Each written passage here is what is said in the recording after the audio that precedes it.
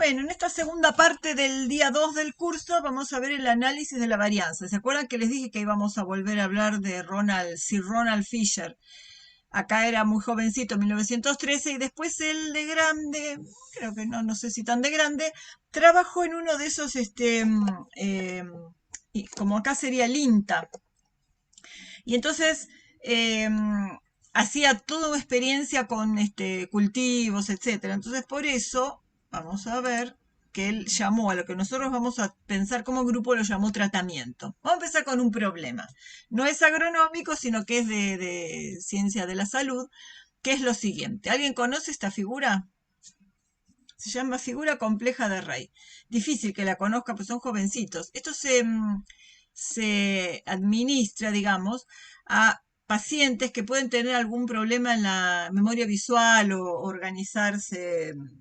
En general, a veces es como el principio de las demencias, saber qué tanto se arregla uno para resolver esto. La cuestión es que esta figura se la hace dibujar varias veces, ustedes las dibujan varias veces, y en un momento después tienen que dibujarla sin mirar. Entonces acá lo que se hizo es que después de pasados 30 minutos se les pedía a las personas que lo reproduzcan para evaluar la capacidad de recuerdo material no verbal. No vamos a volver sobre esta figura, sino que vamos a usar nada más que datos obtenidos a partir de esta figura. Acá eran 3 grupos de pacientes. Era un instituto de neurología, era FLENI en su momento. Venían pacientes que llegaban al servicio de neurología cognitiva, se quejaban de que pierdo las llaves, no encuentro las cosas, etc. Entonces se los quiso comparar con pacientes más machados, por supuesto, más o menos en edad, que llamamos grupo control, que no tenían ninguna patología declarada, y pacientes, o sea, no tenían ni problemas de memoria ni nada, y pacientes que tenían un deterioro cognitivo leve, MCI de Mild Cognitive Impairment. Entonces era el grupo deterioro cognitivo, el MCI. Se les administraba la prueba a los individuos de los 3 grupos y se les daba el puntaje. Entonces alguno empezaría por la cabecita, otro empezaría por no sé qué cosa, por la que parece una antenita, etcétera. Y lo máximo, el que la podía reproducir completamente perfecta, tenía 36 puntos. Entonces estos son los datos que se obtienen de la prueba en estos 3 grupos de individuos. Entonces uno mira,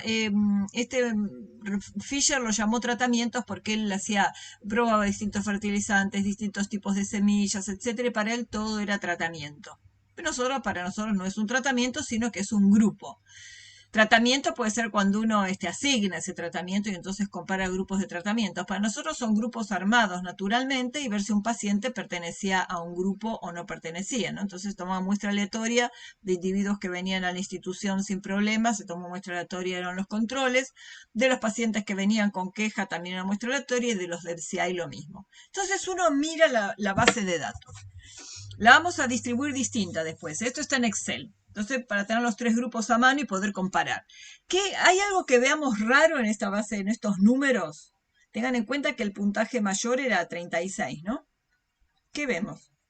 ¿Algún dato que llame la atención? Acuérdense que la gravedad va en este sentido, ¿no? Control, queja, deterioro. ¿Algún punto le llama la atención? ¿Algún dato?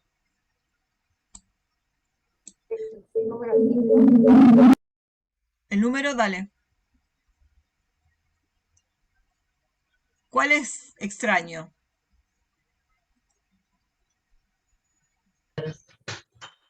¿El 5 puede ser? Bueno, el 5 es muy bajo, pero digamos, sería esperable en estos individuos que tienen franco deterioro cognitivo. Leve, pero ya están declarados con deterioro. Hay un dato que llama la atención en este grupo. ¿Cuál le llama la atención? 27. El 27. Claro, el 27 llama la atención porque fíjense que tenemos controles de puntaje 18 y tenemos un individuo con deterioro que tiene puntaje de 27. O sea, ¿qué se llama la atención? Y después lo vamos a ver en algunos gráficos que realmente llama la atención. Bueno, los grupos hay una nomenclatura. A partir de análisis de varianza, los datos empiezan a nombrar las variables aleatorias con el nombre i en vez de la x. Porque vamos a ver que el análisis de varianza está relacionado después con la regresión, y la regresión se usa para variables aleatorias y en función de variables x usualmente fijas. Entonces, por eso a partir de ANOVA toda la bibliografía a las variables la llama i. Entonces, los tratamientos acá o los grupos los vamos a indicar con un subíndice, y me refiero a Y, a esta I. Esta I tiene un subíndice que es I, ¿qué es? ¿Qué sería la I? Es el puntaje obtenido por los individuos que pertenecen al grupo tratamiento I. Entonces, ¿quién es I sub 1? Puntaje de individuos que pertenecen al grupo control, donde I vale 1, es nuestro primer grupo. I sub 2, queja, I sub 3, para puntaje pacientes con deterioro cognitivo. ¿Qué sería mu sub I? Mu sub I sería la media poblacional del grupo tratamiento I. ¿Cómo yo podría calcular y si tuviera todos los infinitos individuos que pertenecen al grupo control y les calcular el promedio? Ese sería mu sub 1. Si tuviera todos los infinitos pacientes con queja de memoria y le pudiera medir a todos, el promedio de esa población sería mu sub 2 y así sucesivamente. Solo podría calcular las mu sub i, donde mu sub i son mu 1, mu 2, mu 3, si tuviera acceso a toda la población. ¿Cómo llamamos a cada dato de la base de datos? Con un subíndice, dos subíndices, I, J. El I ya vimos que era el grupo y el J es el lugar que ocupa dentro de la muestra. Entonces, ¿quién es I sub IJ? Respuesta del Jésimo individuo que recibió el tratamiento I. En nuestro caso, esa respuesta es el puntaje obtenido. Por ejemplo, digamos, el I varía así y el J varía así. Este punto es el I sub 26. ¿Por qué? Porque es el sexto individuo, 1, 2, 3, 4, 5, 6, del grupo 2. Y con esos dos subíndices tenemos toda la base de datos perfectamente identificada. Acá tenemos un solo criterio de clasificación que es el grupo. Puede haber, digamos, existen otros análisis de varianza, otros experimentos que tienen más de uno. Por ejemplo, dos criterios de clasificación sería grupo y a lo mejor el otro factor de clasificación sería, por ejemplo, grupo etario o nivel máximo nivel educativo alcanzado o sexo, o cualquier variable categórica que uno piense que a lo mejor puede variar el puntaje en función de esa variable categórica. Nosotros vamos a ver por ahora solamente un criterio de clasificación. Tiene tres niveles porque hay tres grupos. El subíndice J indica el individuo dentro del grupo, bueno, ya lo vimos. Y uno siempre, como siempre, hace un primer análisis exploratorio. La base de datos en general la van a ver escrita así. La variable numérica en la que se analiza y la variable categórica que indica las distintas categorías del grupo al cual pertenece cada individuo. Entonces, si uno hace el diagrama de dispersión de puntos, diagrama de densidad de puntos, ¿qué vemos? Los controles en general tienen valores mayores, los pacientes de queja tienen valores intermedios y los MCI tienen valores más bajos. Y miren, este es el que nos llamó la atención. Este era el 27, este primer de la fila 16, el individuo MCI que tenía un puntaje alto, relativamente alto. Las variables las observamos de bastante, digamos, armoniosamente, no hay colas largas, etc. Este outlier que en el conjunto puede no llegar a ser grave. ¿Qué nos preguntamos de acá? Primero, si yo podría afirmar con pequeña probabilidad de error que las medias no son las mismas para todos los grupos, para las tres poblaciones, ¿no? Que las medias poblacionales son iguales. Perdón, bueno, eso es la hipótesis nula. Si podría probar que hay diferencias entre las medias poblacionales. Y después, lo que me pregunto es que si llega a haber diferencias, ¿cuáles son los grupos que difieren en los valores medios? Porque globalmente puede ser que no todas sean las mismas, pero no quiere decir que todas sean diferentes. Puede decir que una sea diferente de la otra y otras dos que sean iguales, por ejemplo, ¿no? Entonces uno dice, bueno, ¿por qué necesito un nuevo procedimiento y no hago, como dijimos hoy, un par de test de student por cada par de medias que voy a comparar del conjunto? No es correcto y vamos a ver por qué. Primero una pregunta, ¿cuántas comparaciones de a pares me puedo plantear? Todo depende de la cantidad de grupos que tenga. Con tres grupos puedo plantear tres y ese cálculo se hace así. Yo voy a combinar esas tres medias de los tres grupos en grupos de a dos, por ver cuántos pares. Eso se llama número combinatorio, se calcula como el factorial de 3, que es 3 por 2 por 1, dividido el factorial de este, multiplicado por el factorial de este menos este. Bueno, cuando hago la cuenta me da tres combinaciones posibles. De hecho son 1 contra 2, 1 contra 3 y 2 contra 3. Son tres combinaciones de a pares posibles. En general, con esta misma fórmula, si yo tengo i grupos tomados de a 2, ese cálculo va a ser factorial de i sobre factorial de 2 por factorial de i menos 2. Sea quien sea i, es cierto que el factorial va a ser, ¿se acuerdan el factorial, no? Factorial de 10, 10 por 9 por 8 por 7 por 6 hasta llegar a 1. Multiplico todos los números naturales hasta en bajada hasta llegar al 1. O sea que esto será i por i menos 1 por i menos 2. Cuando llego a i menos 2 lo dejo así porque se simplifica con este. Y la fórmula se simplifica a i por i menos 1 sobre 2. ¿Qué quiere decir? Si tengo 3 grupos, 3 por 2, 6 dividido 2, 3. Si tengo 4, 4 por 3, 12 dividido 2, 6 comparaciones de a pares. Si tengo 5, 5 por 4, 20 dividido 2, 10 comparaciones de a pares. Cada grupo que aumenta, aumentan un montón las comparaciones de a pares que puedo hacer entre los grupos. Y si yo rechazo, cuando comparo un par de medias, rechazo una hipótesis de igualdad entre medias, ¿qué digo? Rechazo con una probabilidad de equivocarme igual al 5%, por ejemplo, ¿no? Era lo que concluíamos cuando resolvíamos un test de hipótesis. Rechazo con probabilidad de equivocarme al 5%.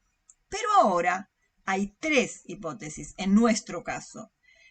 Entonces uno se pregunta, ¿cuál es la probabilidad de rechazar incorrectamente por lo menos una de ellas? ¿No? Yo rechazo una, puedo rechazar dos, puedo rechazar las tres. O sea, ¿cuál es la probabilidad de cometer al menos un error de tipo 1 si rechazara una o más de una?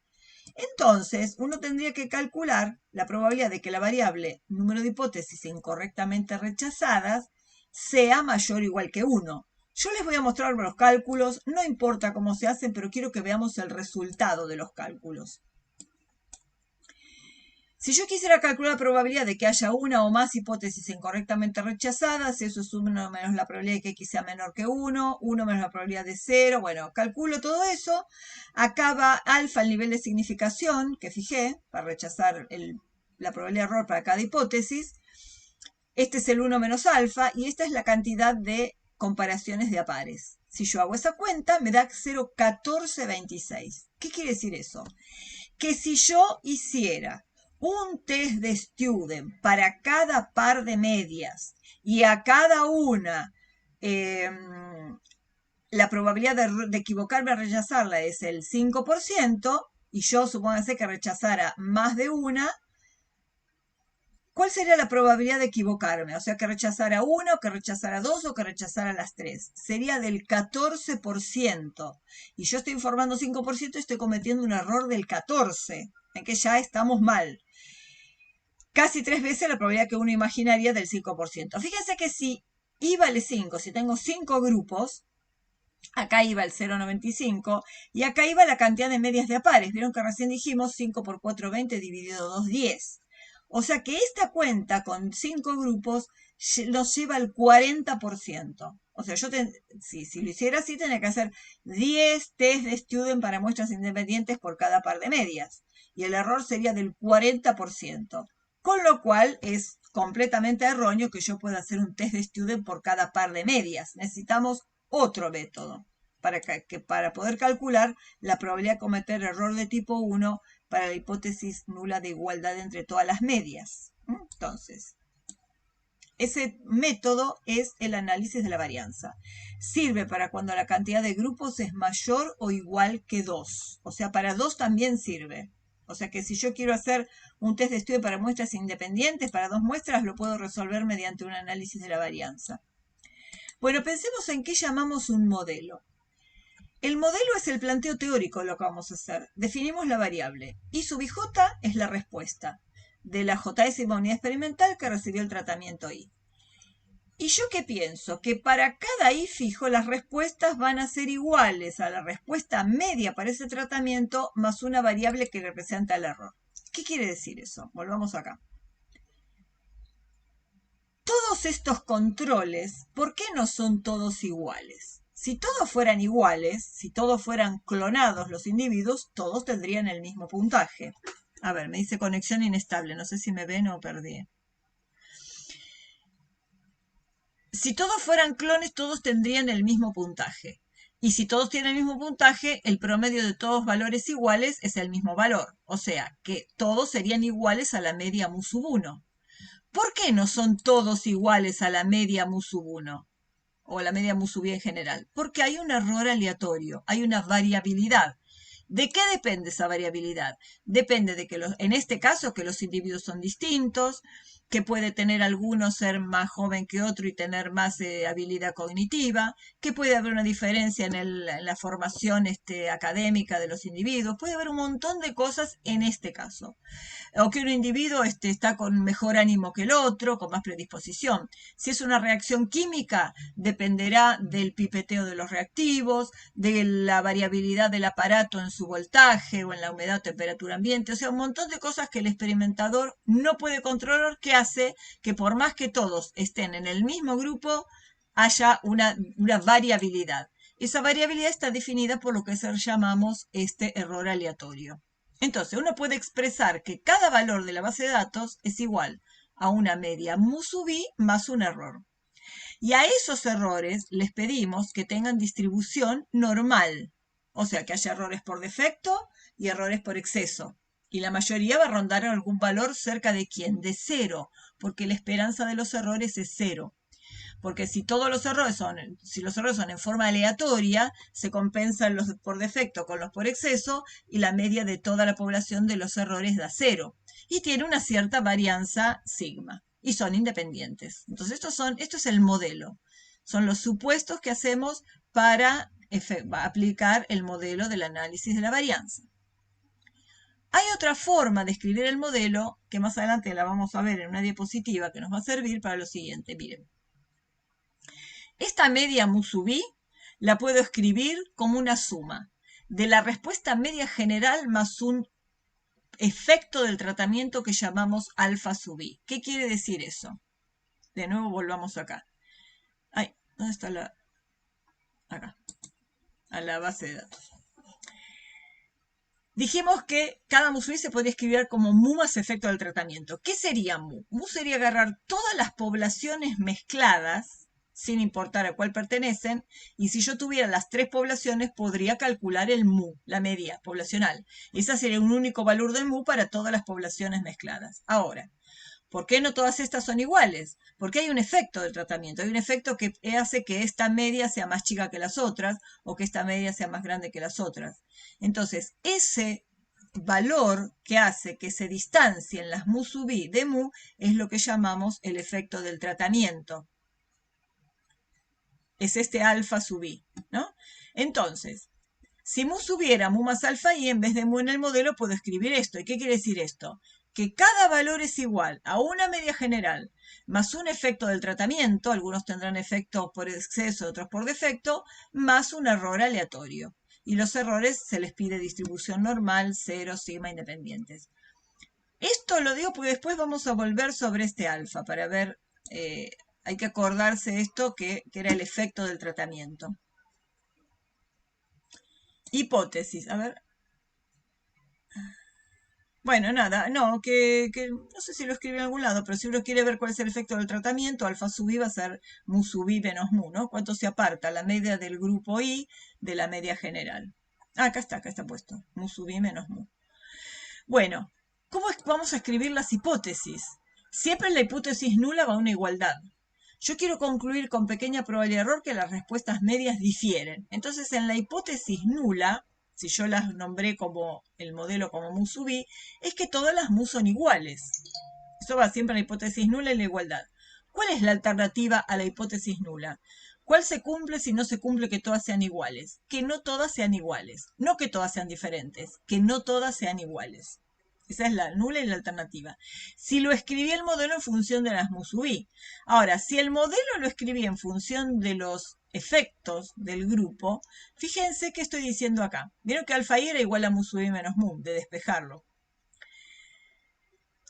¿Qué quiere decir que alfa 1 es igual a alfa 2? Que todos los alfas sean cero. Si todos estos son cero, si todos los efectos de los tratamientos o de los grupos son cero, quiere decir que todas las mu sub i son iguales a mu. Entonces, decir que todos los alfa i son cero es equivalente a decir que todas las mu sub i son iguales a mu. ¿Está bien? A una media general mu.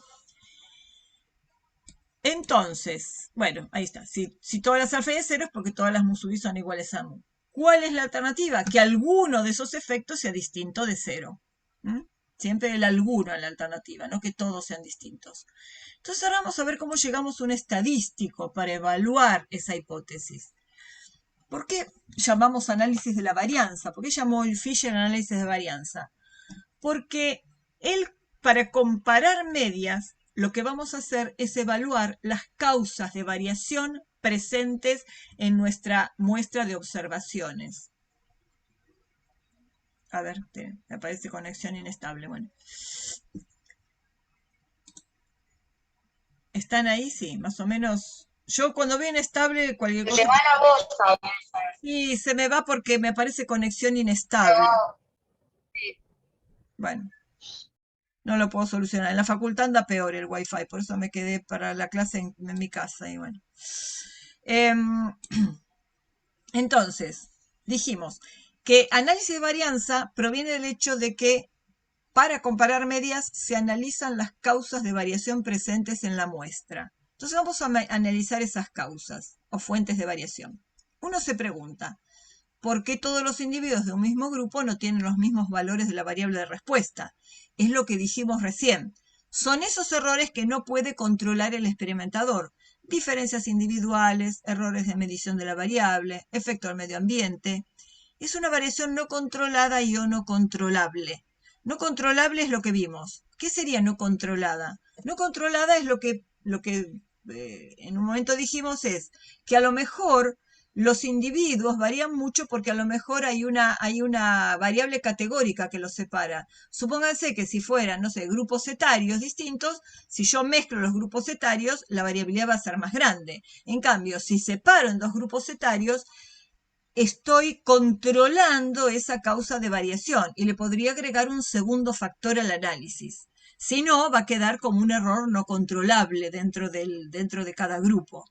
Y la pregunta esta, ¿por qué no tienen los mismos valores la variable de respuesta en los distintos grupos? Bueno, justamente es el grupo, lo armó el investigador porque es lo que controló. Él ya controló que en los grupos tenía que haber diferencia, porque es justamente las diferencias que quiero analizar. O si armé en distintos grupos etarios es porque ya sospecho que va a haber diferencia entre grupos y estoy controlando esa fuente de variación. Entonces, tengo una variación que ocurre dentro del grupo y una variación que ocurre entre los grupos. ¿Ustedes se acuerdan que cuando queríamos encontrar un estimador de la varianza, ¿ustedes se acuerdan? Cuando quisimos encontrar un estimador de la varianza, cuando teníamos una sola muestra, planteamos la varianza muestral. Dijimos que era igual a una suma de cuadrados dividido en los grados de libertad. ¿Se acuerdan? La suma de cuadrados era la suma de los xy menos x barra elevados al cuadrado. Ese numerador era la suma de cuadrados. Lo dividimos por los grados de libertad. Y a esa suma de cuadrados sobre los grados de libertad se lo llama cuadrado medio. O sea que el S cuadrado es un cuadrado medio y es un estimador de la varianza. Entonces, nosotros hablamos de una varianza dentro del grupo y entre el grupo. Entonces vamos a focalizarnos en encontrar esos estimadores de las varianzas que ocurren dentro y entre los grupos. Eso es lo que vamos a hacer ahora. Entonces, vamos a descomponer lo que llamamos la variación total en las dos causas de variación de los datos. ¿Qué es la variación total? La variación total es lo siguiente, es esto. Es agarrar cada valor de toda la base de datos y medirle la distancia a la media general. ¿Por qué acá tiene dos puntitos? Porque esto está promediado sobre los J y sobre los I, sobre todos los grupos. Es la media general de toda la base de datos. En cambio esta, que dice I sub I punto barra, es la media del grupo I, promediada para todos los J. Yo para calcular la media de los controles, sumé todos los jésimos controles que iban del 1 hasta el tamaño de muestra y lo dividí por el tamaño de muestra del grupo, ¿no? Del grupo correspondiente, por ejemplo, los controles. Por eso esta la identifico como media del grupo I, promediada sobre los J. Esta está promediada sobre los I, sobre los J. Está sumado todos los datos de toda la base de datos y dividido por el total de la base de datos. Entonces, si yo tomo los n datos de toda la muestra de la base de datos, calculo la media, es esta media. Si ahora agarro cada dato menos la media y yo lo elevara al cuadrado, lo sumara y dividiera por n menos 1, ¿qué estaría haciendo? Calculando el s cuadrado de la base de datos sin tener en cuenta a qué grupo pertenecen. Por eso lo llamo variabilidad o variación total. Pero vamos a descomponerla en las dos causas. Fíjense que acá, a i menos i barra punto punto, le sumamos y le restamos lo mismo, la media del grupo. La sumamos y la restamos. Entonces, fíjense esta. ¿Qué estamos haciendo acá? Cada i menos la media del grupo. Después, cuando yo le eleve al cuadrado, lo sume, etcétera, todo lo que tenga que hacer, ¿qué me va a representar? La variabilidad que hay dentro del grupo, porque es la distancia de los i a la media del grupo. ¿Y esta qué es? Esta es la distancia de la media de cada grupo a la media general. Esa me va a medir la variabilidad que hay entre los grupos. Por eso esto es variación total. Esta es dentro de los tratamientos o grupos y esta es entre los tratamientos o grupos. Pero así no me sirve porque acuérdense que había que elevar al cuadrado. Esperen que no me acuerdo qué puse acá. Ah, bueno. Tenía la flechita. La flechita era esa, ¿no? El dentro era esta, las variaciones que hay de los i sub i j a la media del grupo, y el entre es la variabilidad que hay entre las medias y la media general. Ahora, ¿uno qué hace? Uno necesita tener una suma de cuadrados. Entonces yo elevo al cuadrado y sumo. Pero fíjense, esto es el cuadrado de un binomio, porque este es un factor, este es otro, este es un término y este es otro término. Entonces esto es como si fuera a y b. ¿Se acuerdan cómo hacíamos a y b elevado al cuadrado? A cuadrado más 2ab más b cuadrado. Entonces yo hago lo mismo, elevo al cuadrado y sumo, y elevo al cuadrado todo esto y sumo, con lo cual me queda cuadrado del primero más doble producto del primero por el segundo, más el cuadrado del segundo. Pero el doble producto en el segundo miembro resulta 0. ¿Por qué? Porque no tengo el cuadrado que me proteja las distancias a la media. Entonces eso da 0 cuando yo lo sumo. Por suerte me quedan nada más que estos dos términos elevados al cuadrado. Entonces, ¿qué me queda? Que la suma de cuadrados total es igual a la suma de cuadrados dentro de los tratamientos más la suma de cuadrados entre los tratamientos. ¿Por qué acá se multiplica por n sub i? Porque yo estoy haciendo la media del grupo menos la media general. Pero la media de cada grupo, ¿a cuántos datos representa? Representa a los NI datos del grupo. O sea que a esa media hay que darle el peso de los datos con los cuales fue calculada. ¿Se dan cuenta? Cada media total se le da el peso de su tamaño de muestra. Ustedes no van a hacer ningún cálculo, pero sepan de dónde sale y qué significa. Entonces, ya tengo una suma de cuadrados total, tengo una suma de cuadrados dentro y entre.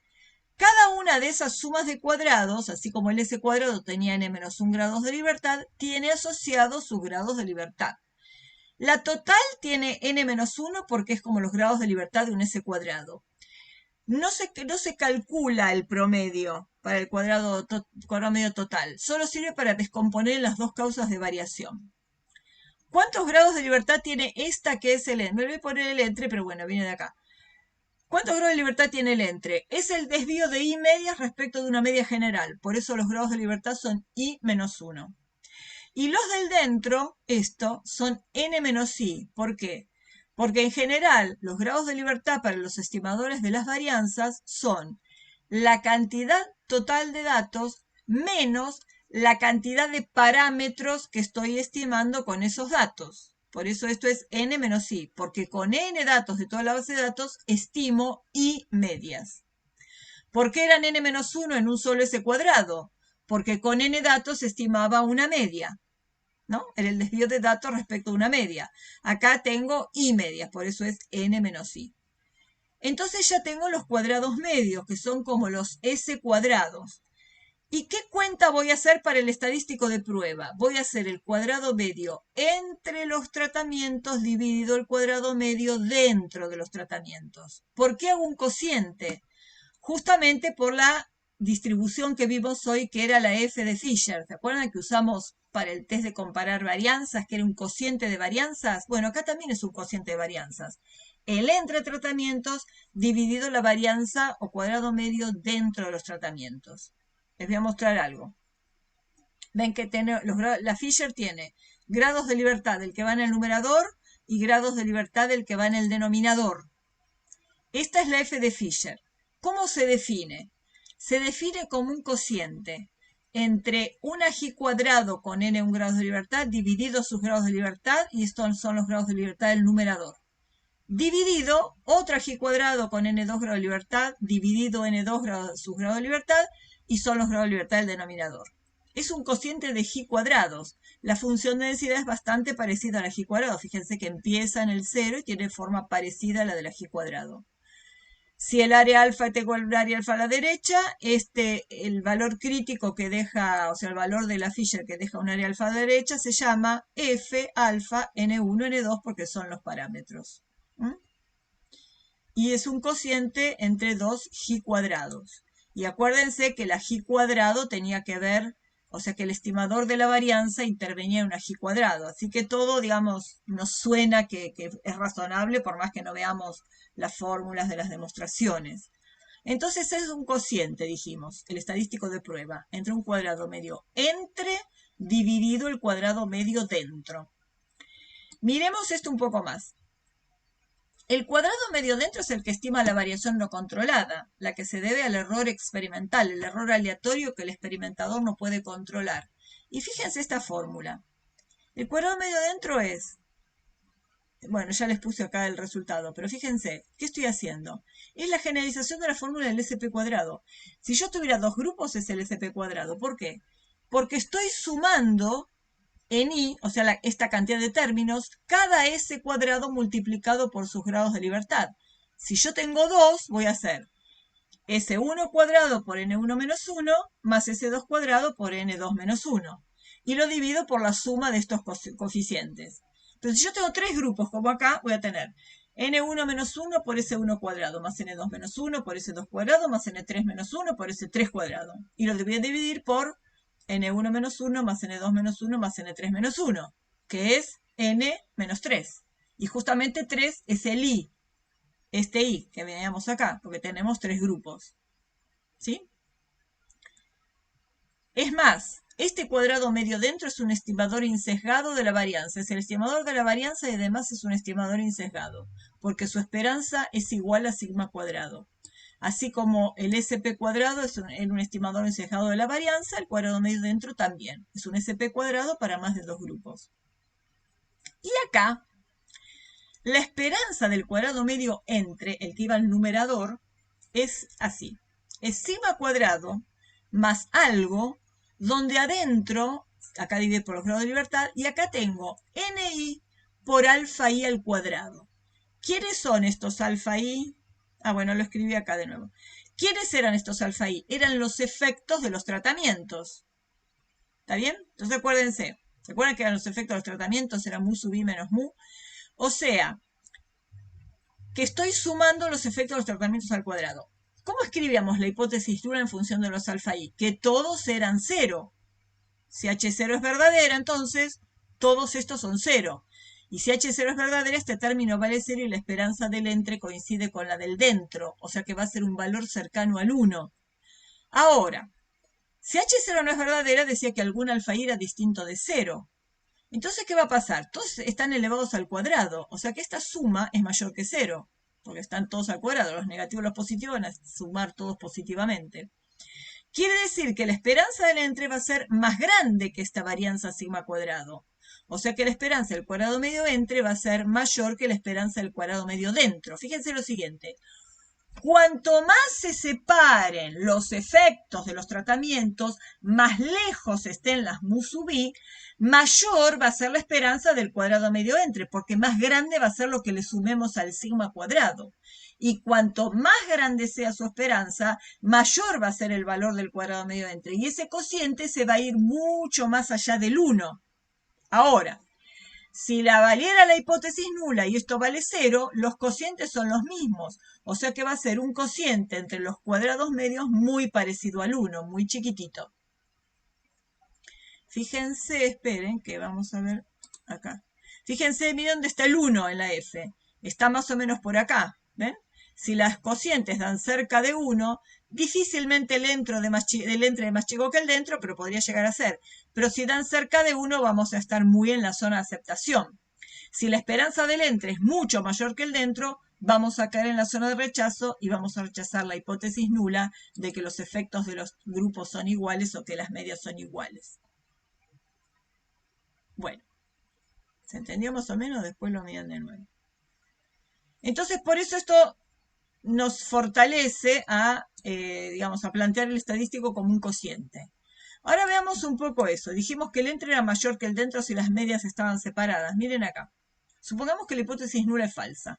Caso más extremo, todas las medias están separadas. ¿Qué es esto?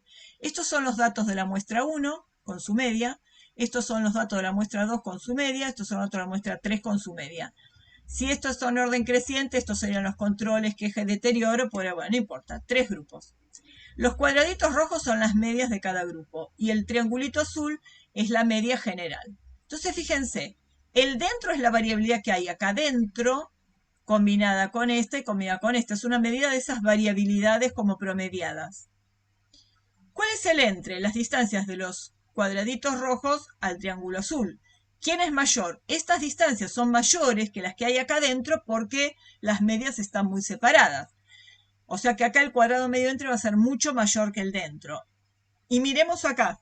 Si la hipótesis nula es verdadera, todo está más junto, todos los datos están más apelmazados y la variabilidad que hay entre las medias a la media general no va a ser mayor que la variabilidad que hay dentro de los grupos. O sea que acá el cuadrado medio entre es más parecido al cuadrado medio dentro.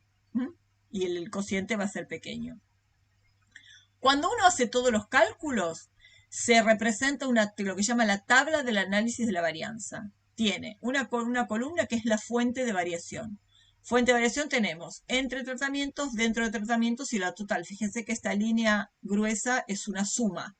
Entre más dentro es total.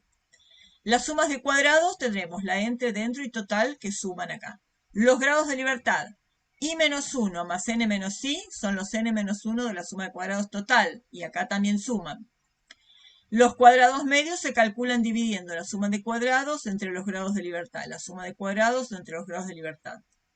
Y después el estadístico de prueba será este cuadrado medio entre sobre el cuadrado medio dentro.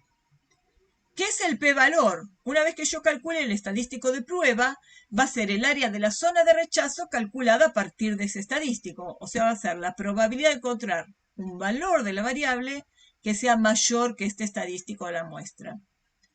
Del grafiquito de la distribución de Fisher, dibujo acá, el grafiquito, no, a ver, sí. El gráfico de la distribución de Fisher, si yo tengo un estadístico de la muestra que cayó por acá, todo el área que va a ver a la derecha es el P o P-valor o como quieren llamar. Este es el F de la muestra, es este, ¿no? El P-valor es el área que hay a su derecha.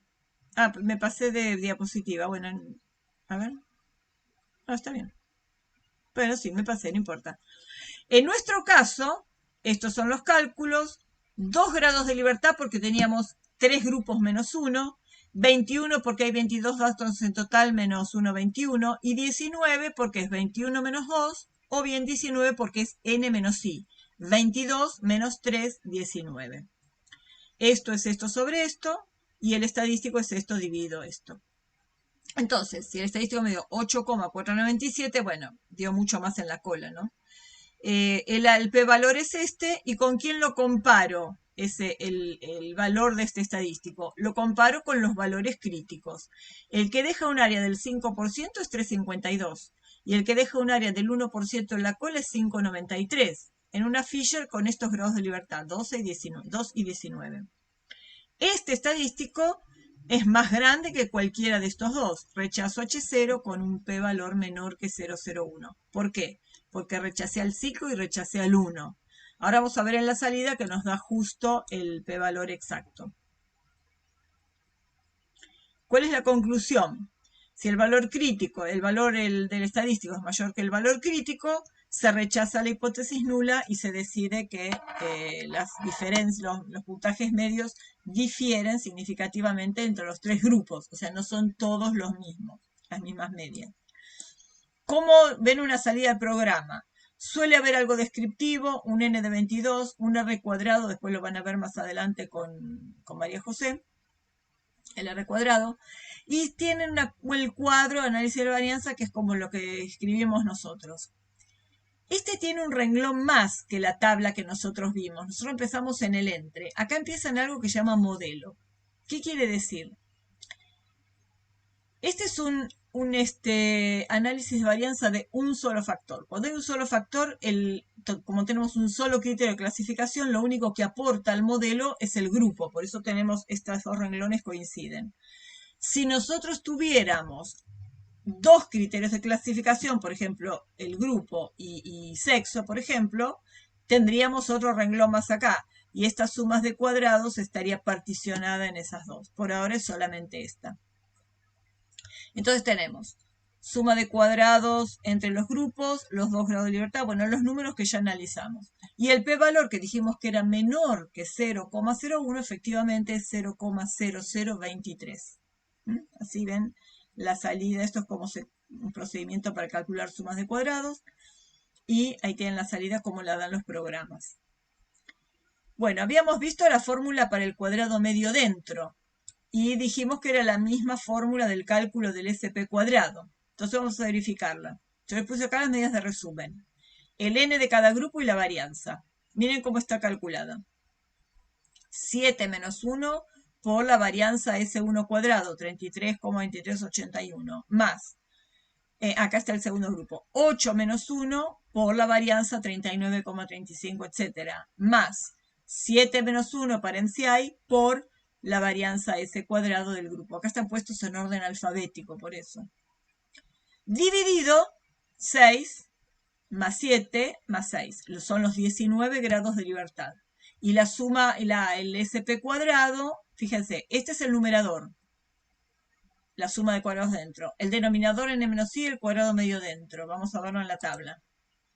El 738 es la suma de cuadrados. 19 son los grados de libertad y 38 es el cuadrado medio dentro. Ven que se puede la suma de cuadrados dentro se puede calcular por diferencia, haciendo esto menos esto, suma de cuadrados, grados de libertad y se divide, o bien se calcula directamente con la fórmula del SP cuadrado. Si hay solo dos tratamientos, el ANOVA de un factor fijo es totalmente equivalente al test de Student para diferencia de medias en muestras independientes. O sea que yo podría resolver un test de Student mediante un análisis de la varianza. Vamos a ver algunas cosas que da la salida. Cuando uno corre un análisis de la varianza, puede pedir que en la base guarde algunas cosas. Una de las cosas que pide es el predicho. ¿Qué es el predicho? El predicho es el valor que uno podría esperar si no hubiera ningún error en la medición. Dijimos que en la población era la media poblacional. En la muestra es la media muestral del grupo. Fíjense que todos los controles tienen el mismo predicho, 28,29, y justamente ese predicho es la media de los controles. Esto lo usamos recién para calcular el cuadrado medio dentro. Bueno, si le pedimos la media en las medidas de resumen, tenemos el 28,29, que es justamente el predicho. El predicho de queja es 20,75, que es su media, y el predicho de MCI es el 14,57, que es su media. Ese es el predicho. Predicho según el modelo. ¿Qué se define como residuo? En todo modelo estadístico, el residuo es el valor observado menos el valor esperado por el modelo o valor predicho. Entonces, ¿cuál es el observado? Los puntajes que observamos en los individuos. ¿Cuál es el predicho? Las medias. Si ustedes hacen 18 menos 28,29, es este residuo de menos 10,29 que aparece ahí. Y así cada uno. Es esta columna, el observado, menos la columna del predicho para cada fila, ¿no? Y acá tienen la tabla completa de la ANOVA. ¿Qué es el residuo estudiantizado o estandarizado? Es para estos residuos, restarles la esperanza y dividirlo por la desviación estándar. La esperanza en realidad vale 0. Ahora vamos a ver que la media de los residuos es 0. Pero dividirlo por la desviación estándar. Y esto, un residuo estudiantizado o estandarizado, me permite observar gráficos que me van a dar cierta información. ¿Mm? Ahora lo vamos a ver. ¿Qué dijimos hoy? Que según el modelo de ANOVA, cada valor de la base de datos era una media Musubi más un error. También lo nombramos con el alfa, ¿no? Pensémoslo así. Y que los errores eran normales, 0 sigma y que eran independientes. El residuo es un estimador de esta varianza, de esa variabilidad, ¿no? Porque es cuánto se aparta, fíjense, es una medida de la variabilidad. ¿Por qué el residuo? Porque si no hubiera error, si todos estos serían iguales. Todos serían iguales a 28. Y si todos fueran iguales a 28, todos los residuos serían 0. Justamente este residuo me da una medida de la variabilidad que tienen las mediciones. Entonces el residuo es un estimador de este error, de esta variabilidad. Y como uno le pide a los errores que tengan distribución normal, 0 sigma, yo puedo hacer para ver qué tan normales son los residuos un cucuplot, el cucuplot que vimos hoy. ¿Qué era? Era los cuantiles observados, fíjense que es el residuo del puntaje, versus los cuantiles de una normal con los parámetros estimados de la muestra. Fíjense que la media es 4,03 por 10 a la menos 16, es prácticamente 0. Y este 35,173, creo que es el cuadrado medio, a ver, 35,173, creo que es el cuadrado medio dentro, ¿no? 35, déjame ver. No, bueno, parecido. Es un promedio de las varianzas, pero bueno, no exactamente igual. Bueno, la cuestión es que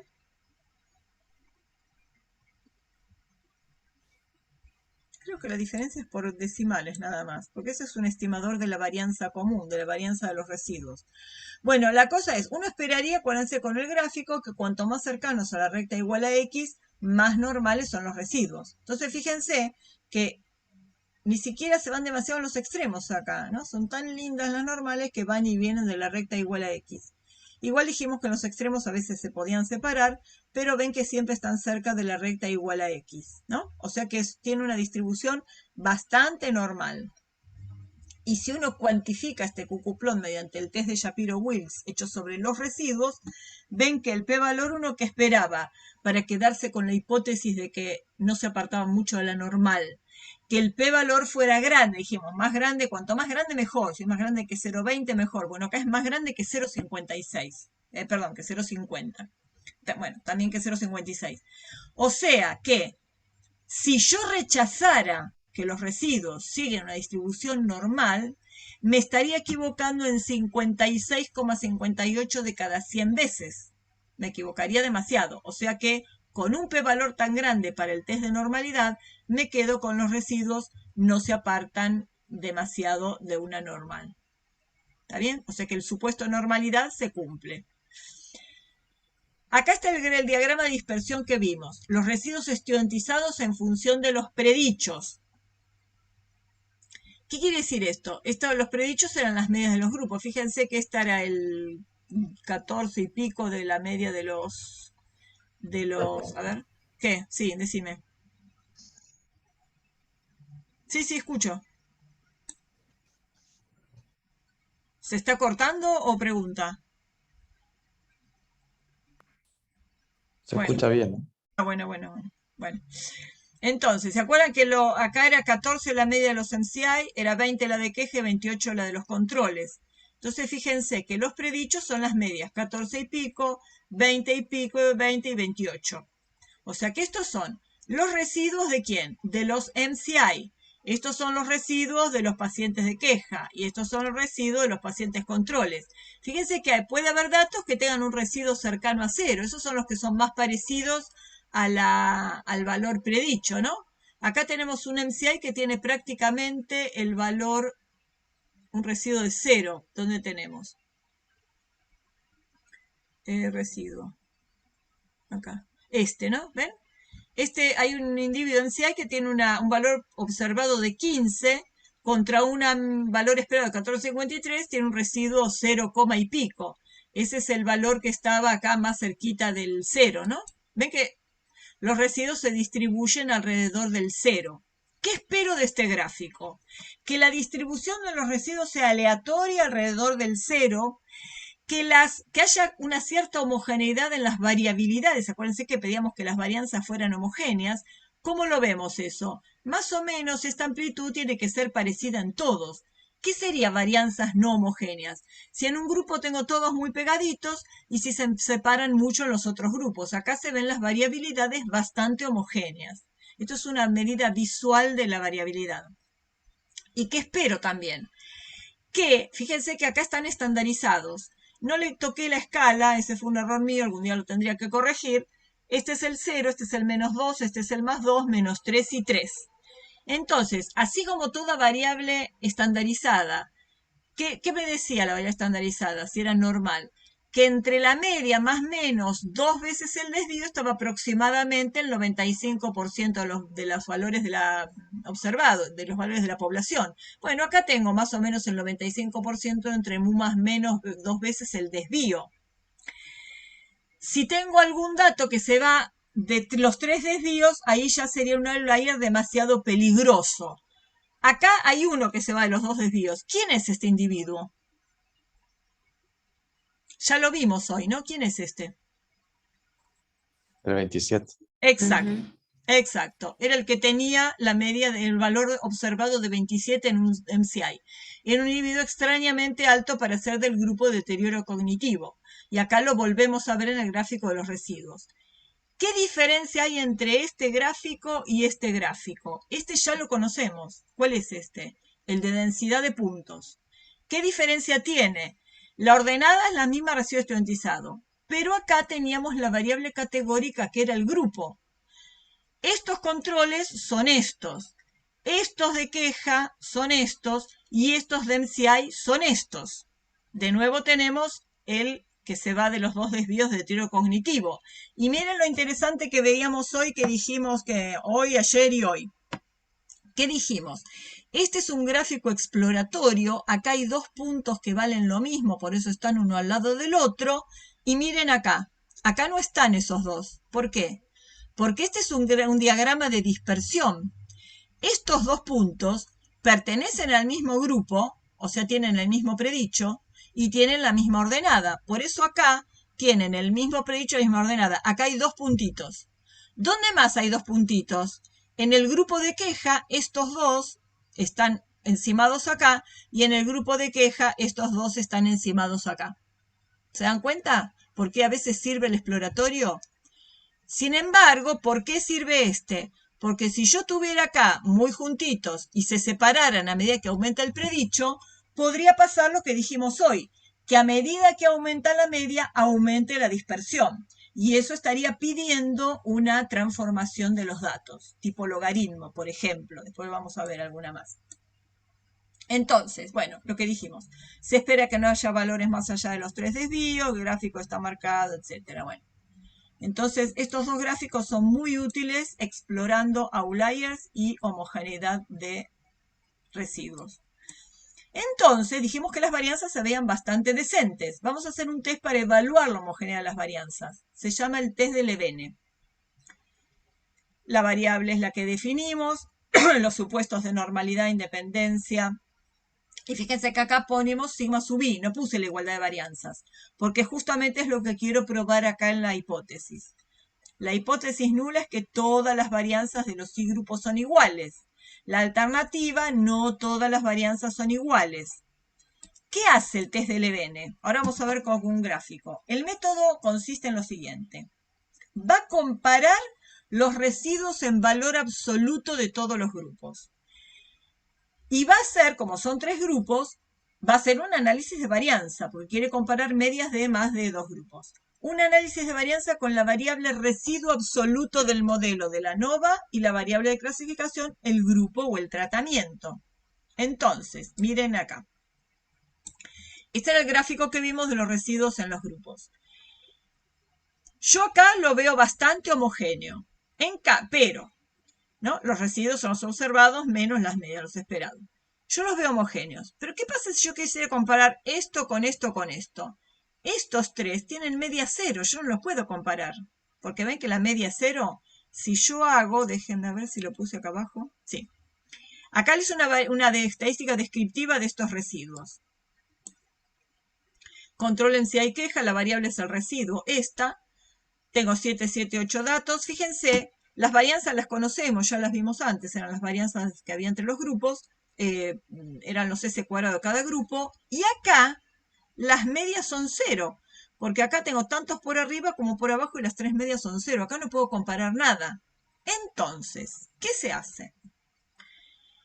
Lo que se hace es lo siguiente, lo que dijo Levene. Vamos a tomar el valor absoluto de todos estos residuos. Estos quedan como están. Si tomo el valor absoluto, va a pasar acá arriba. Este va a pasar acá arriba, este va a pasar acá arriba. Y son estos que están acá. Ya están pasados. Los que estaban debajo del 0, como se tomó el valor absoluto, están pasados al semieje positivo. O sea que ahora todos son mayores que 0. El residuo absoluto es este, valor absoluto de estas distancias. Y miren la estadística descriptiva. Las medias ya no son 0, obviamente, porque no tengo negativos. Pero miren, 4,24 la de los controles, 4,20 la de queja y 5 la de deterioro. No son 0, pero son muy parecidas. ¿Por qué? Yo veía bastante homogéneo, los absolutos también van a ser homogéneos. Entonces, ahora sí, si le pedí, fíjense, esperen, a ver si lo puse. Ah, no, me quedó atrás de este grupo, lo tapé, bueno, no importa. Acá atrás estaban los residuos absolutos. ¿Cuáles son los absolutos? Para este va a ser 10,29. Para estos va a ser lo mismo. Para este va a ser 1,29, 3,29. O sea, los negativos pasan a ser positivos. Entonces, esta es la tabla del análisis de la varianza cuya variable es el residuo absoluto. Y la variable de clasificación es el grupo, porque justamente voy a comparar estas medias entre los tres grupos, las medias de los residuos absolutos. Fíjense el p-valor, 0,9045. ¿Los veíamos homogéneos? Son homogéneos. Porque si yo rechazara que son homogéneos, me equivocaría en 90 de cada 100 veces. No puedo rechazar la hipótesis de homogeneidad de varianzas, el p-valor es grande. O sea, se cumple el supuesto de la homogeneidad de las varianzas. Test de Levene. Bueno, una cosa más. Yo ya rechacé la hipótesis de que todas las medias eran iguales. Ahora tengo que ver cuáles difieren. Ahora sí tengo que hacer comparaciones de a pares. Pero no voy a hacer un test de student por cada par de medias que voy a comparar. Vamos a ver 2 o 3 métodos que usan distintos criterios. Bueno, necesito saber ahora dónde están las diferencias y ahí están las comparaciones múltiples o test a posteriori que se efectúan con un nivel de significación global. Ese nivel global, con el método que sea que se controla, se asegura que aunque yo rechazara todas las hipótesis, mi error no me pasaría del 5%, así como vimos en aquella diapositiva que podíamos llegar al 40% si hacíamos test de student por separado. Acá se controla el error de tipo 1. En nuestro ejemplo, me interesaba más comparar el grupo queja contra los otros. ¿Por qué? Viene un paciente con queja y yo quiero saber si es más parecido a los controles o es más parecido a los que tienen deterioro cognitivo, para saber qué hago yo, neurólogo, con ese paciente que viene a consultarme porque se olvida dónde deja las llaves. Entonces, tengo que ver si va a desarrollar deterioro cognitivo o no pasa nada y es una cuestión de edad y que se olvida por los olvidos normales de la edad. Entonces, voy a comparar las medias de a pares, las expreso en comparaciones de a pares. La hipótesis nula que compara la media mu sub i con la media mu sub i prima, por eso dice i distinto de i prima, porque son dos grupos distintos, es mu sub i igual a mu sub i prima, o mu sub i menos mu sub i prima igual a 0. La alternativa, H1, que compara I con I', será mu sub I distinto de mu sub I'. Si I vale 1 y I' vale 2, estoy comparando grupo 1 contra el grupo 2 y así sucesivamente. Para todo I, para todo I'. Bueno, Si yo comparaba y medias tomando las de a pares, las comparaciones de a pares, era esta cuenta. La LM, la cantidad de comparaciones de a pares, era I por I menos 1 sobre 2. Ya vimos, con 3 eran 3 grupos, con 4 grupos eran 4 por 3, 12 dividido 2, 6, y con 5 grupos era 5 por 4, 20 dividido 2, 10. Para poner a prueba las hipótesis se calculan los estadísticos de prueba y se los compara, se los confronta a un valor de tabla adecuado. Hay distintos métodos para controlar el error de tipo 1. Empecemos con el más fácil del punto de vista teórico. Método Bonferroni. Es bien simple. Bonferroni dice, tengo un alfa a nivel de significación global para repartir entre todas las comparaciones que voy a hacer. Si tengo m comparaciones y tengo un alfa global, a cada comparación le va a corresponder un alfa dividido m. En nuestro caso, el alfa del 5% lo tengo que dividir entre 3. Entre la comparación mu1 versus mu2, entre la comparación mu1 versus mu3, entre la comparación mu2 versus mu3. Entonces, lo divido por la cantidad de comparaciones. Hago una corrección del nivel de significación. ¿Cuál es un estadístico de prueba adecuado? Dijimos que muy igual a muy prima lo podía pensar como mu sub i menos mu sub i prima igual a 0. Entonces, estoy estimando de nuevo una diferencia entre medias poblacionales. Entonces digo, primera pregunta, ¿con quién estimo a mu sub i menos mu sub i prima? Con la respectiva diferencia de las medias muestrales. I sub i punto barra como estimador de mu sub i, menos I sub i prima como estimador de mu sub i prima. Acuérdense que el puntito quiere decir que yo promediaba en J dentro del grupo. Entonces ya tengo un estimador puntual. Y si ustedes se acuerdan, esa diferencia de medias tenía esta distribución. La esperanza era 0 bajo la hipótesis nula. Y el error estándar, fíjense que acá, en el lugar donde iría sigma cuadrado, cuando yo tenía 2 muestras ponía el S cuadrado pesado. ¿Y quién es ahora mi S cuadrado pesado en el ANOVA? Es el cuadrado medio dentro, por la fórmula que vimos que era totalmente equivalente. Y el cuadrado medio dentro tenía como grados de libertad n menos i, que era n1 menos 1 más n2 menos 1 más n3 menos 1, y así siguiendo, n menos i. O sea que este estadístico es una t con n menos i grados de libertad bajo h0. Ahora, todo bien, ahora vamos a ver una salida. Lo que hacemos es, o calculamos los valores de t, o se despeja, se compara con un valor de tal, o bueno, no importa, vamos a ver la salida, no importa cómo lo hace, pero sí el estadístico siempre se calcula así. ¿Cuál puede ser el problema de Bonferroni? Si la cantidad de tratamientos es muy grande, ¿qué pasaba? Acuérdense cómo aumentaba el m. Cuando teníamos 5 tratamientos, nuestro m era 10. Entonces, si yo este alfa lo divido entre un m muy grande, para cada comparación me queda un alfa muy chiquito. Entonces se puede perder potencia, porque si yo achico el alfa, se achica mucho la zona de rechazo, y el estadístico de prueba para ir a la zona de rechazo tiene que dar un salto mortal para llegar a la zona de rechazo. Necesito que la diferencia entre las medias sea sumamente grande para rechazar la hipótesis de la igualdad entre ese par de medias. Entonces pierde potencia y puede disminuir la cantidad de detectar diferencias verdaderas, reales. ¿Cuándo funciona el Bonferroni? Cuando el m es aproximadamente el i. ¿Cuándo se da el caso? Cuando tengo 3 grupos. Para 3 grupos yo tenía 3 comparaciones de a pares. O sea que Bonferroni es ideal para hacer una comparación entre 3 grupos, ¿no?, de a pares. Vamos a ver la salida directamente. No importa cómo lo hace, vamos a ver la salida. ¿Cómo lo analizamos? Siempre va a dar primero la tabla de la ANOVA. Y acá abajo nos va a decir el test que corresponde a Bonferroni, cuál es el nivel de significación global y cuál es la mínima diferencia significativa. ¿Por qué dice mínima diferencia significativa? Espere, ahora vamos a decir. ¿Cuál es el error del estimador de la varianza? El cuadrado medio del error o dentro. Este es el dentro. Se llama error, lo llama error, pero es el dentro técnicamente. Y los grados de libertad de acá 19. Da el grupo, da las medias, los n, las ordena las medias en forma creciente o decreciente según le pidan, el error estándar, y el criterio para resolver es el siguiente. Medias con una letra común no son significativamente diferentes. P mayor que 0,05. ¿Quiénes tienen letra común? MCI con queja tienen una letra en común, la A. Queja con control tienen una letra en común, la B. ¿Cuáles son los únicos que difieren? MCI difiere de control, o sea que los controles difieren, tienen una media diferente, significativamente mayor que los MCI. Pero fíjense que los queja están tironeados de los dos grupos. ¿Por qué? Porque este 20 no difiere significativamente del 14, pero tampoco difiere significativamente del 28. Está en el medio entre los dos, está en ese limbo que no difiere de ninguno. Acá no sirve el carácter transitivo. Si uno difiere del otro, este del otro, puede el del medio no diferir de ninguno de los dos, y es justo este caso. Entonces, ¿qué hago con un paciente que venga que me dice que se queja de la falta de memoria?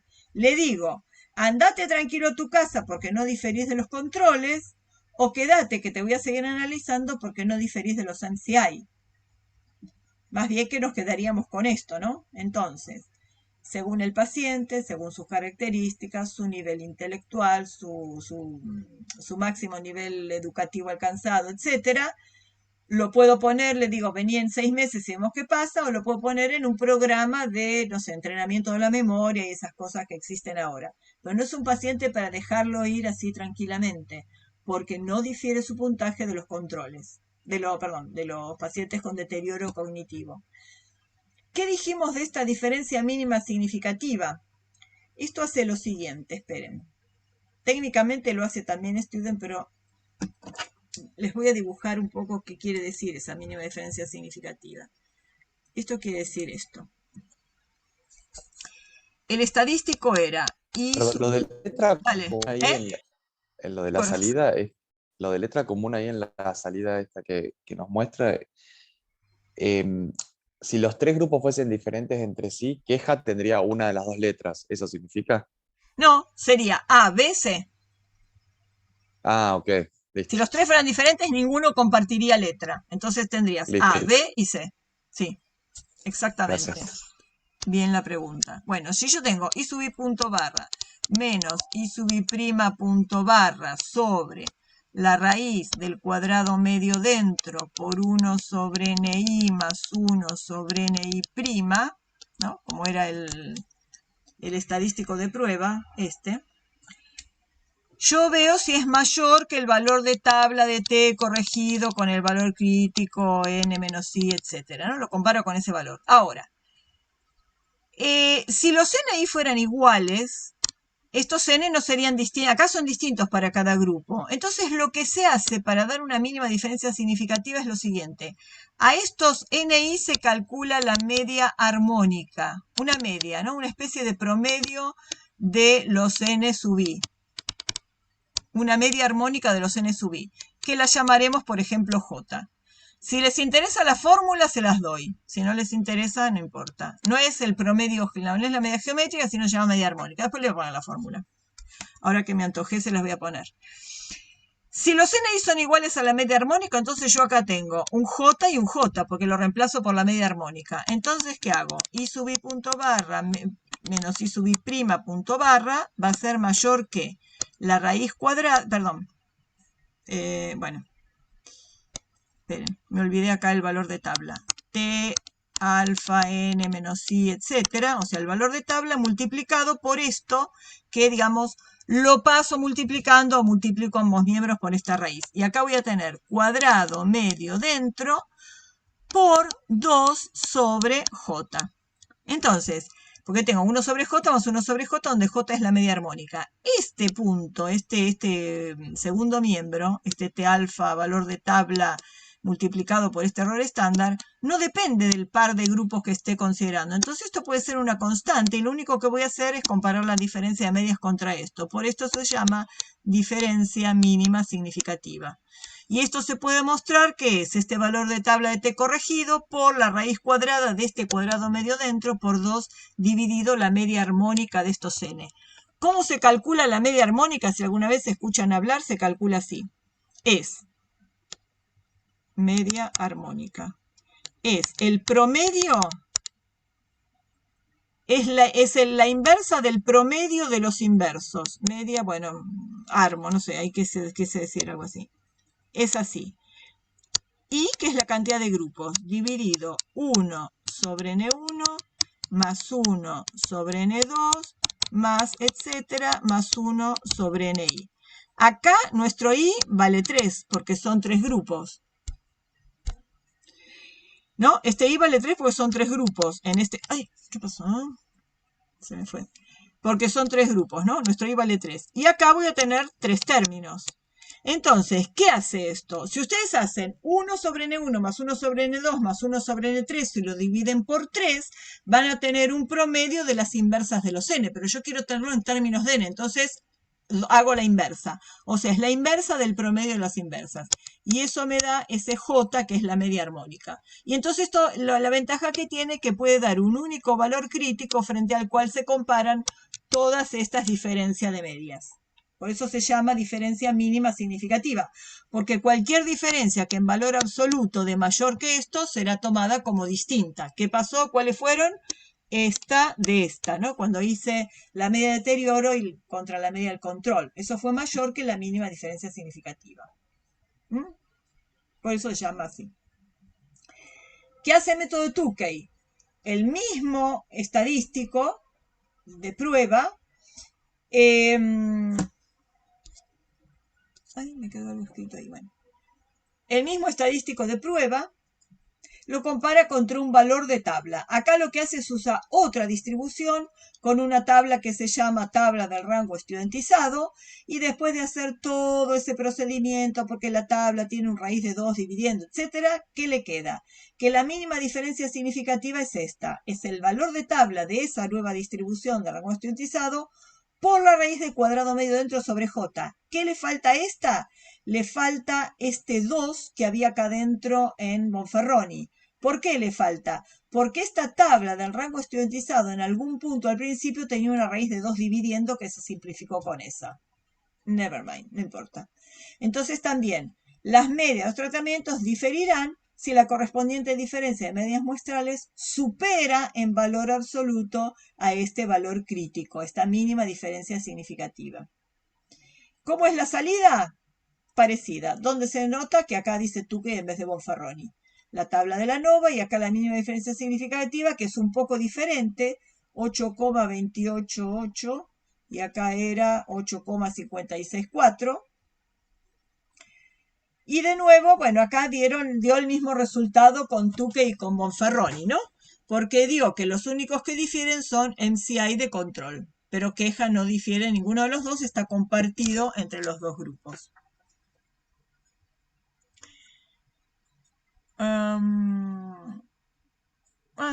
No les di, había otro, bueno. Bueno, había un grupo basado en conglomerados que separa estos dos. ¿Qué hora es? Se los voy a mostrar. Esperen, se los voy a mostrar ya que estamos, así por lo menos ven. No sé por qué lo borré, me pareció que era demasiado. Archivo, abrir, déjenme ver. Voy a abrir este de los puntajes.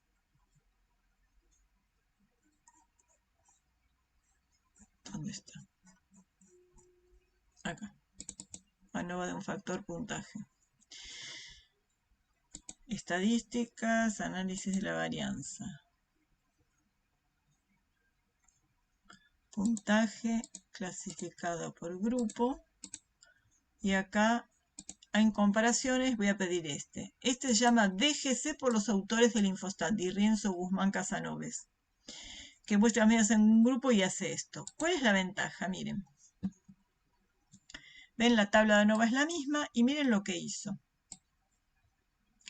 Usa otro criterio. Usa un método basado como en distancias y árboles de clasificación.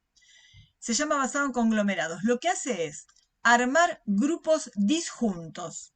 Acá no hay un valor crítico, hay determinadas cosas que hacen el proceso, pero arma conjuntos disjuntos. Lo que nosotros veíamos, ese AB que tenía queja en los otros, con este lo discrimina y por distancias lo manda al grupo que le correspondería, digamos, ¿no?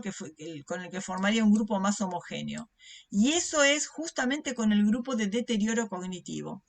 Entonces, con más razón un paciente que se queja de falta de memoria, no hay que dejarlo ir, porque puestos a discriminar en grupos, en vez de quedar con el control, queda con el grupo de deterioro. Y esta ventaja de estos grupos, yo no sabía si iba a tener tiempo o no, me parece, por eso lo saqué, pero bueno, fui tan rápido que llegué. La ventaja que tiene es que no van a tener esos grupos entre dos que van a ver dónde están las diferencias porque hay uno que está compartido entre varios y qué sé yo. Acá no está compartido ninguno, son conjuntos disjuntos. Un grupo homogéneo es el de los controles solamente que tiene la letra A. Y el otro grupo homogéneo es el de queja con deterioro que comparten la B. Y acá no va a haber superposiciones de letras. Son esos basados en conglomerados. Bueno. Hay un test no paramétrico que es el equivalente al ANOVA de un factor, el equivalente no paramétrico, que es el test que se llama de Kruskal-Wallis. Sería como una generalización del Mann-Whitney cuando tenemos más de dos grupos. O sea, cuando tenemos más de dos grupos, tres o más grupos independientes, usamos el de Kruskal-Wallis. Generalización de Mann-Whitney para más de dos grupos. ¿Qué suponemos? Que tenemos y muestras independientes.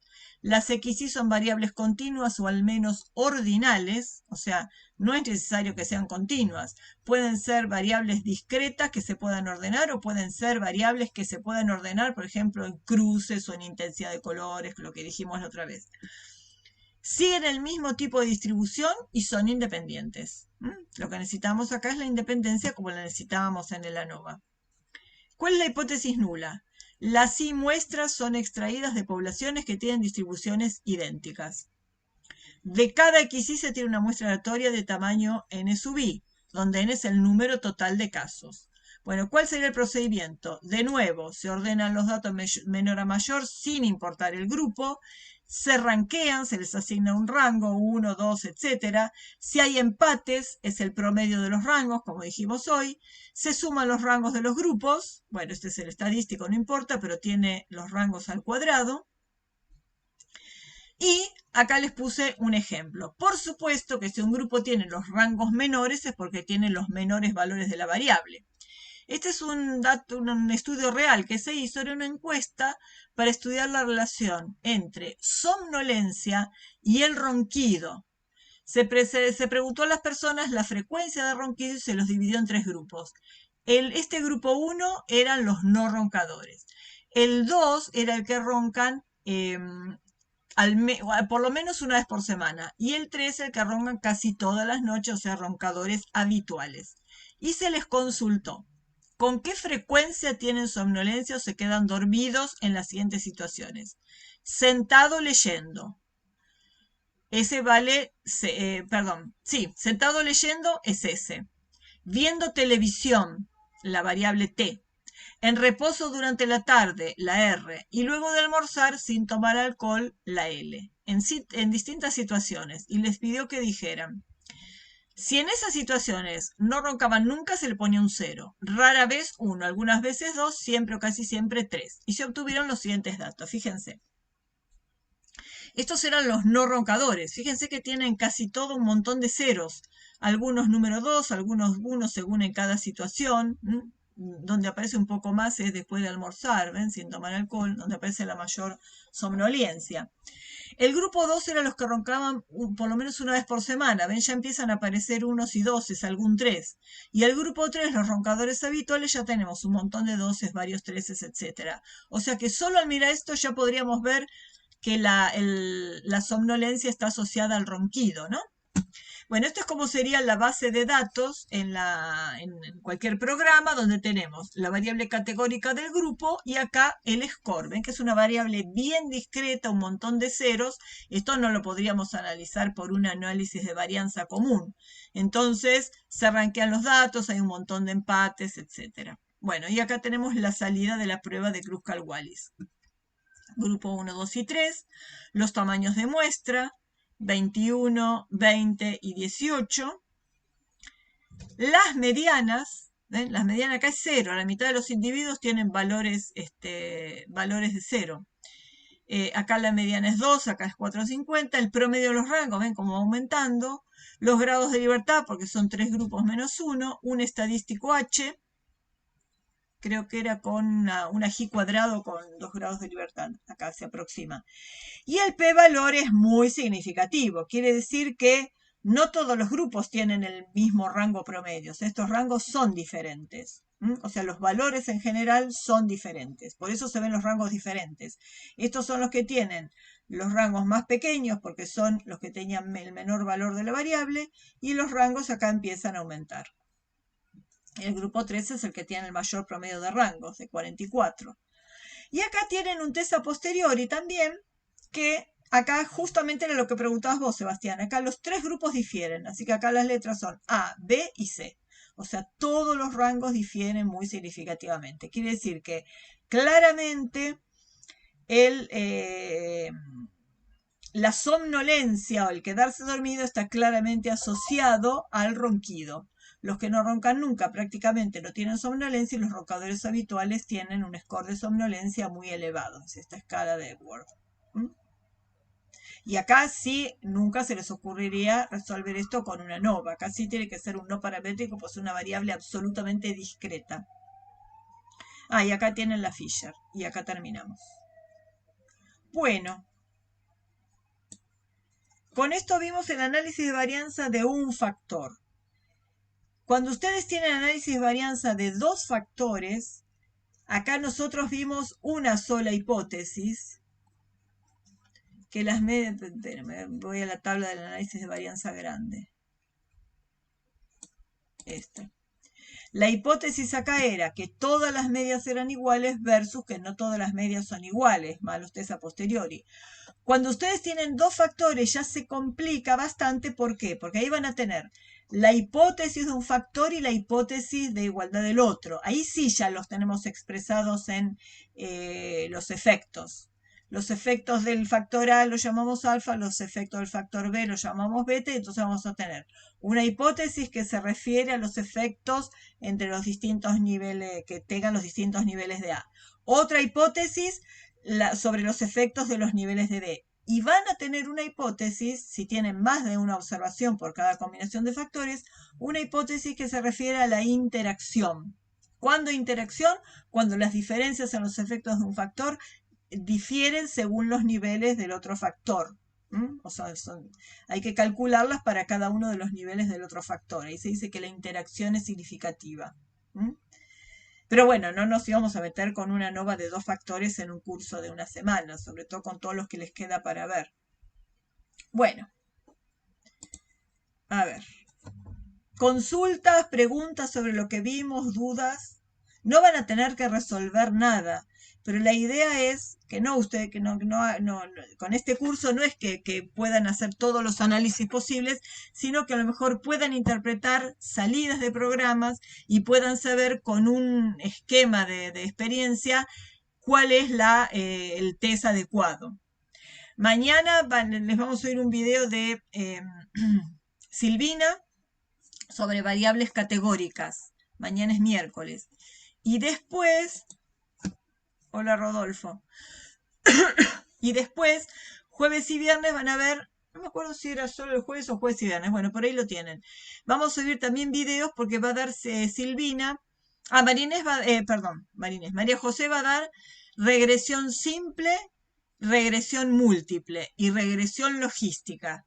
Y después Silvina...